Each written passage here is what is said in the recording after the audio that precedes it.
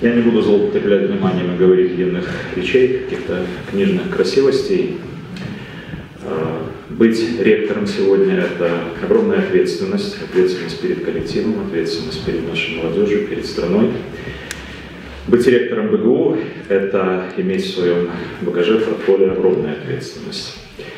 И буду действовать, прежде всего, опираясь на те поручения главы государства, которые вчера были озвучены, на те задачи, поручения, которые сегодня Василий Иванович перед всеми нами поставил, а также на тот богатейший опыт, который есть сегодня в Белорусском государственном университете. Опыт, который приумножался годами, во многом благодаря Сергею Владимировичу Абламейко. Тот вуз, который я до вчерашнего дня возглавлял, имел хорошие контакты с Белорусским государственным университетом, также благодаря Сергею Владимировичу, я им лично благодарен за это. Я надеюсь, что те задачи, которые были сформулированы, они действительно могут быть решены только сообща. Бытие человека – это бытие с другими. Это касается не только отдельного организма биологического, но и социального, каковым является Белорусский государственный университет.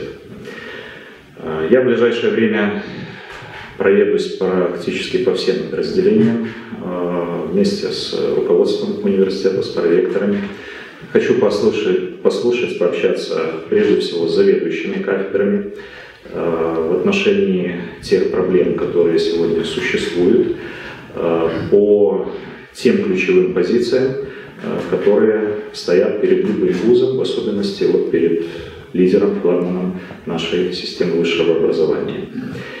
И в своих действиях, решениях, у меня это уже принято было на прежнем месте работы, я буду опираться прежде всего на коллегиальность, на совещательность, на прозрачность, поскольку глубоко убежден, Василий Иванович на этом заострил внимание, что сегодня в одиночку сделать ничего невозможно, и даже теоретически, в наш быстро меняющийся век.